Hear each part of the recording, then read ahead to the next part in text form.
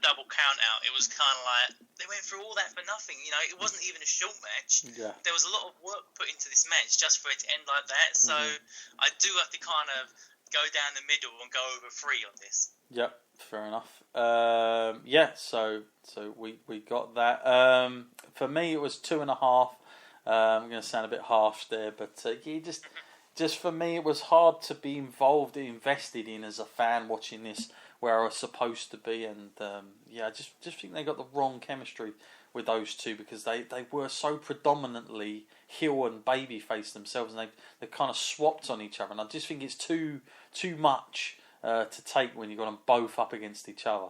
But there you go. Okay, we had I can't remember where the segment was, but I've got it written down here. We had a James Ellsworth moment, Matt, with Carmella. Well, honestly, what do you make of all this now? We've had James Ellsworth. We've had a lot of people that love him, a lot of people that hate him. Where do you sit with him currently, Matt? And do you see him as a guy that doesn't quite deserve to be there, or are we getting a little bit bored of the whole comedic value with him? And is it going to run its? Is this going overboard now, somewhat?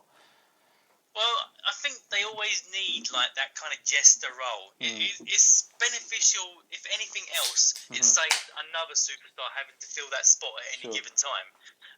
I would rather Ellsworth was the butt of the joke or being squashed by a muscular superstar than someone who actually had a chance of developing their career a bit further.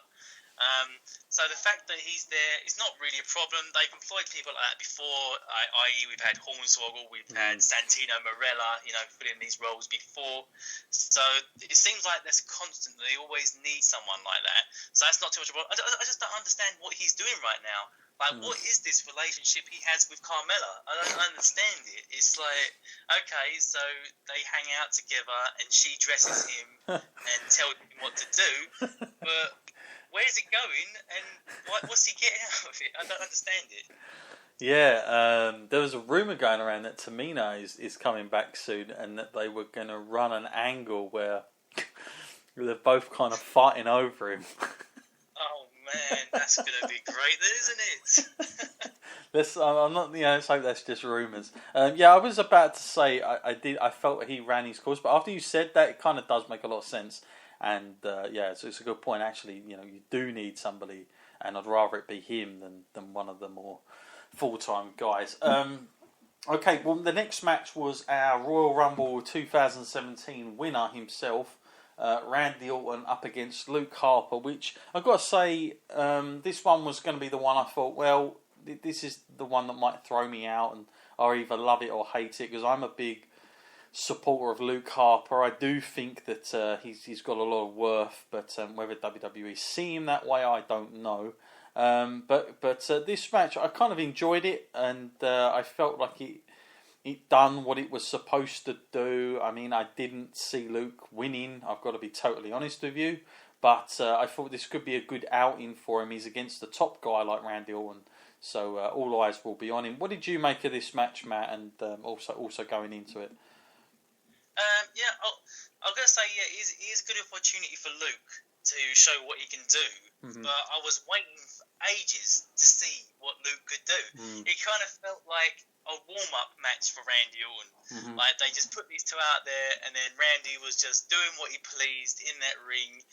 It's all so easy for him to just go out there and take control of a match, but that's what it felt like. It felt like Randy was leading this and telling us the story, and we had to wait until right near the end for it to really sort of pick up. I'd say 2/3 of this match was just Randy Orton, and then the last third, it became a lot more interesting and a lot more even.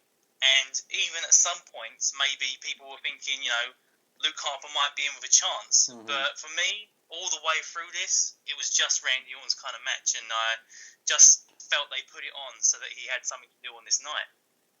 It wasn't, it wasn't for Harper, I don't think, a victory here, but I just thought, this guy, could they possibly look at Luke Harper and, think there's more to him? I don't know. I think that people would accept this guy doing something half decent, but it depends who they put him up against. So I would love to see like a Luke Harper, Baron Corbin kind of feud going on. I think they'd be perfect for where they're both at in their careers. But I'm kind of sure WWE are not going to go that route now, because it looks like Baron and Dean are going to have something going on. But that would be a match where I think you could.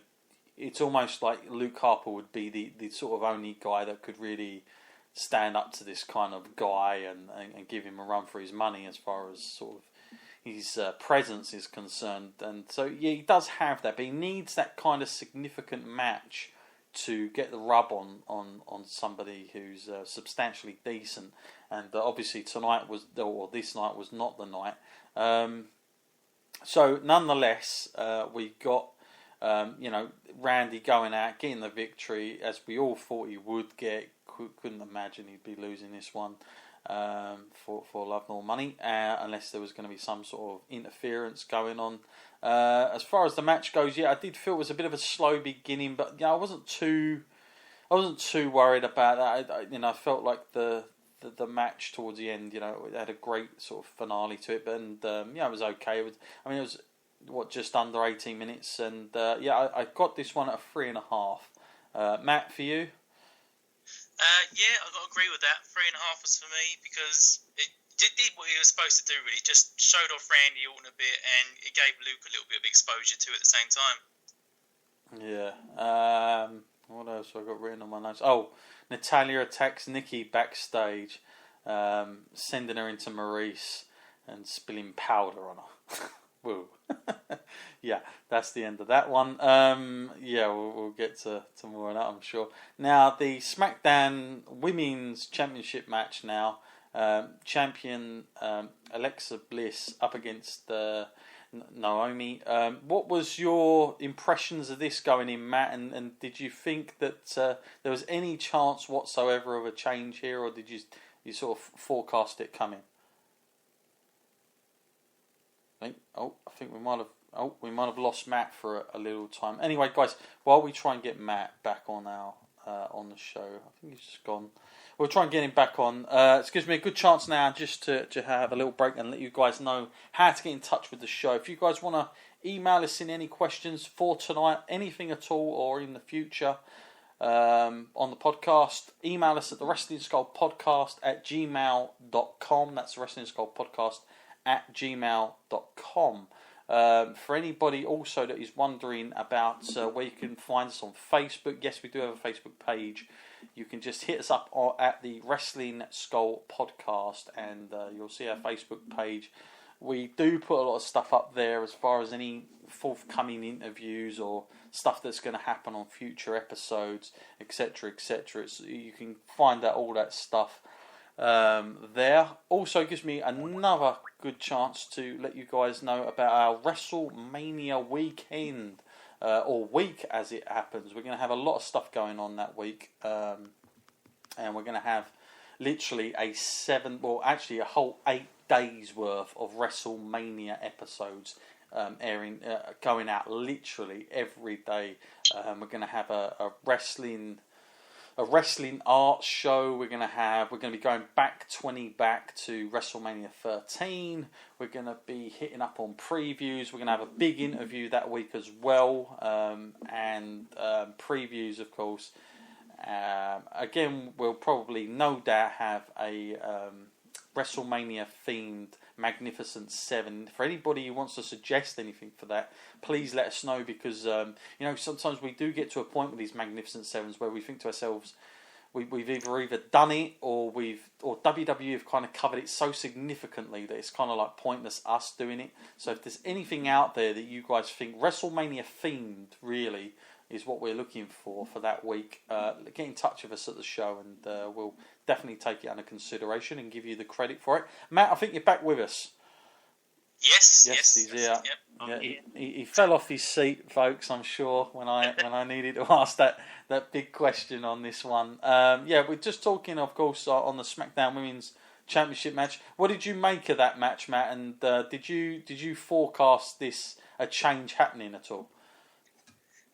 Well, if I had to put money on it, no, I wouldn't have bet on a change in title because I think Bliss was doing quite well with the belt. I think it was getting her across really well, building her character up. You know, Naomi's so used now to actually not getting her way, not getting like her like due respect, that I was kind of feeling like, well, it's just going to be another one of those cases. But you know, credit to Naomi. I mean, she's been way overdue for a kind of title run. You know, they always say that she's the most athletic diva that they have, yet they never actually put much faith in her and put a belt on her. I couldn't understand it. Yeah, does feel like a. I mean, I don't know if the title change was a bit too soon. I don't know. Going into WrestleMania, it's a big spot for her, but you know, really, are they going to fill it with that SmackDown title, or are they going to obviously just have the main women's Raw match and then all the rest of it? I mean, it's really difficult to see how they're going to play that one out, but I think I think she's well deserving of this title. Personally, I would have probably had her win this title, maybe, you know, straight after to Becky in a lot of ways, but nonetheless, it is where it is. I thought it was a good match. Probably for me, up until this point, this was the best of the three women's matches I think we had on the night by a long shot for me. Just enjoyed this one a little bit more because it was something I didn't see too much coming, which is good. In WWE terms, when you're watching the products, especially if you overanalyze like we do. So it was a nice little, threw me off guard a little bit, and I just thought it was a good match and kind of a good moment for her, knowing how hard she's worked. So yeah, really pleased that Naomi kind of eventually has won that title. For you, Matt, going forward, is she a long-term plan, or do you see her sort of just carrying it and you know, Becky or something like that's going to go straight back up, or it'll be Natalya or something? You know, who knows? But where do you, how far do you see that one going?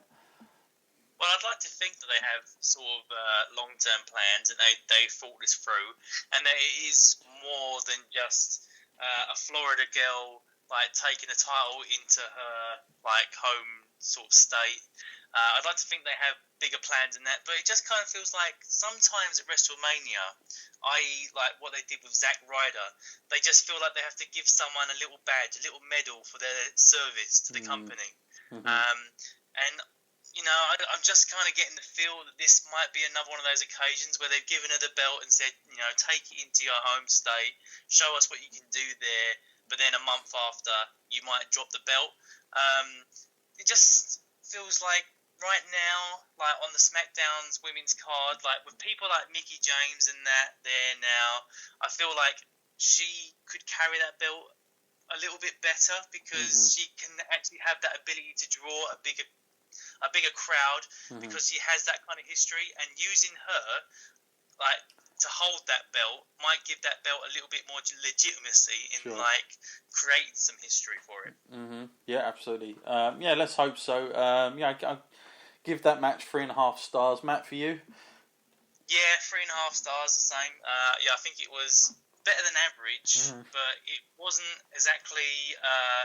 I was glad it was on this night and not the match that we got at WrestleMania. Sure. Worth pointing out that during our interview there was a lot of chants going up that you deserve it, so was a nice moment, I'm sure, for her. And yeah, no doubt about that. Good moment. And then, of course, we get to our main event of the night, the new Elimination Chamber. I think we definitely have to say here, Matt, because this was not the Elimination Chamber that we have been sort of used to since its debut in 2002, the Survivor Series. It seemed a lot different to that. It seemed like a more modernised, a more, shall we say, safer PG version, I think, really comes to mind. What did you make of the look of it, Matt? And did it throw you off a bit? At first glance, I thought, okay, they've modified the cell. They've made it more appealing, like to the eye. They've put some LEDs on it, made it a little bit taller. And when I first saw the height of the Elimination Chamber, I felt, okay, they can stand on the pods now, and they can fight on top of the pods, and they can jump off of the pods and do like whatever they want to do. But then at closer inspection, I saw the safety mats over where the steel grates would be, and in the promo before the Elimination Chamber started, they were showing us like just how